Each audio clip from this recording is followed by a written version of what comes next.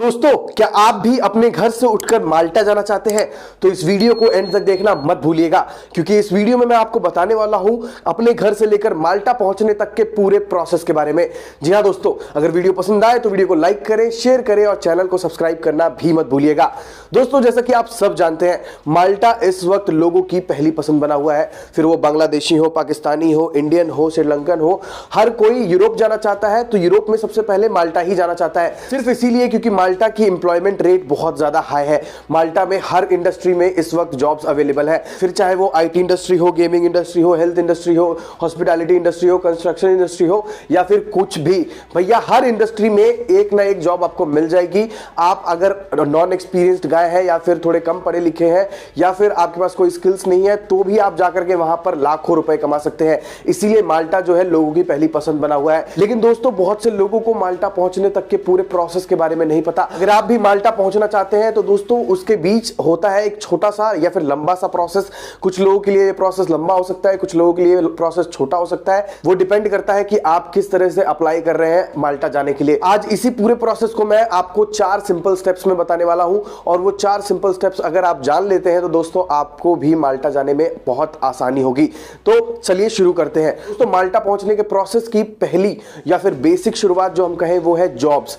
जी हां दोस्तों, अगर आपको माल्टा जाना है तो सबसे पहले आपको वहां पर एक जॉब पाना होगा। अगर आप वहां जाकर के काम करना चाहते हैं, रहना चाहते हैं, तो अगर आप घूमने जाना चाहते हैं तो भैया वीजा लगवाइए, जाइए, ऐसा कुछ नहीं करना है, आपको कोई जॉब की जरूरत नहीं है। लेकिन अगर आप वहां जाकर काम करना चाहते हैं, रहना चाहते हैं, तो सबसे पहले आपको चाहिए जॉब। तो बेसिक स्टेप है दोस्तों जॉब। आपको जॉब्स के लिए अप्लाई करना है, जॉब्स के लिए सिलेक्ट होना है, जो इंटरव्यू क्रैक करना है। इंटरव्यू क्रैक करने के बाद जब आपके पास एक ऑफिशियल जॉब लेटर आ जाता है, तब उसके बाद आप दूसरे स्टेप तक पहुंचते हैं। लेकिन मैं आपको इतना बता दूं कि दोस्तों, बहुत टाइम ऐसा भी होता है कि आपके पास एक फेक जॉब ऑफर लेटर आता है माल्टा की तरफ से।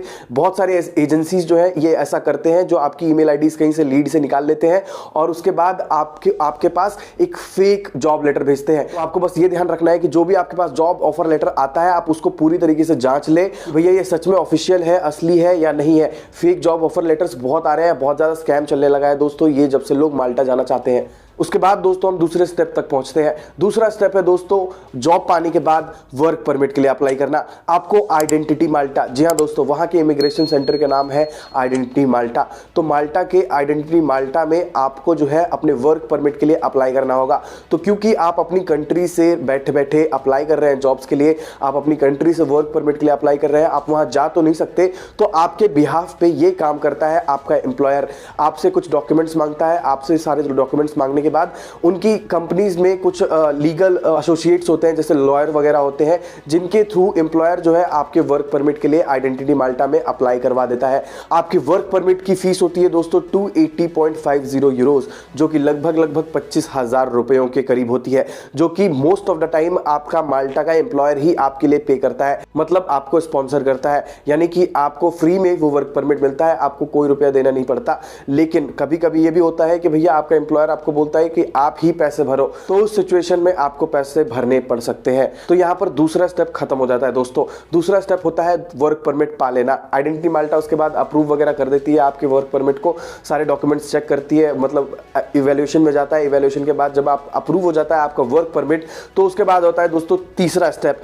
तीसरा स्टेप होता है दोस्तों, अब आपके कंट्री में आपको पाना होता है वर्क वीजा। वर्क परमिट होता है दोस्तों कि एम्प्लॉयर आपको बुलाता है, आपको परमिशन देता है कि आप हमारी कंट्री में आके काम कीजिए। और वर्क वीजा होता है कि आपको अपनी कंट्री से परमिशन लेनी होती है कि भैया हम उस कंट्री में जाना चाहते हैं काम करने के लिए। तो दोनों में ये डिफरेंस है। तो दूसरा स्टेप होता है वर्क परमिट पाना, तीसरा स्टेप होता है उसी वर्क परमिट और जॉब ऑफर लेटर जो आपको पहले स्टेप में मिला है, उन दोनों का यूज करते हुए आपको तीसरे स्टेप में अपने वर्क वीजा के लिए अप्लाई करना होता है। आपको वर्क वीजा के लिए अप्लाई करने के लिए वीएफएस ग्लोबल जाना होता है। वीएफएस ग्लोबल के ऑफिस में जाकर के आपको वीजा के लिए अप्लाई करना होता है दोस्तों। वीजा में नॉर्मली डॉक्यूमेंट्स, जो जनरल डॉक्यूमेंट्स होते हैं, मैं आपको बता देता हूं, बाकी आपके लिए मैं लिंक भी डाल दूंगा डिस्क्रिप्शन बॉक्स में, ताकि आप पढ़ सकेंगे भैया कौन कौन से डॉक्यूमेंट्स एक्चुअली नीडेड होते हैं। कुछ बेसिक से डॉक्यूमेंट्स जो नीडेड होते हैं वो मैं आपको बता देता हूं। एक हेल्थ इंश्योरेंस चाहिए होता है दोस्तों, जो कि आपका माल्टा में वैलिड हो। साथ ही आपका प्रूफ ऑफ अकोमोडेशन होना चाहिए कि आप वहां जाकर के रह रहे हैं, कहां पर रह रहे हैं, कैसे रह रहे हैं। आपका प्रूफ ऑफ ट्रैवल होना चाहिए, आपकी टिकट वगैरह का प्रूफ होना चाहिए कि भैया आप जा रहे हैं तो कैसे जा रहे हैं। साथ ही आपका जॉब ऑफर लेटर तो मांगता ही है, आपका वर्क परमिट मांगता है, साथ ही आप जो एप्लीकेशन फॉर्म भरेंगे वीजा के लिए वो चाहिए, आपका वैलिड पासपोर्ट चाहिए, आपके फोटोज कुछ चाहिए। ये सारे डॉक्यूमेंट्स जो मैंने आपको बताए ये बेसिक डॉक्यूमेंट्स होते हैं दोस्तों, जो आपको किसी भी कंट्री के वर्क वीजा के लिए अप्लाई करने के लिए चाहिए होते हैं। तो एक बार जब आपको वर्क वीजा मिल जाता है, कुछ 15 से 30 दिन, कभी कभी 30 से 45 दिन भी लग सकते हैं, तो आपको वेट करना है। अगर आपके सारे डॉक्यूमेंट सही होंगे तो आपको वीजा जरूर मिलेगा।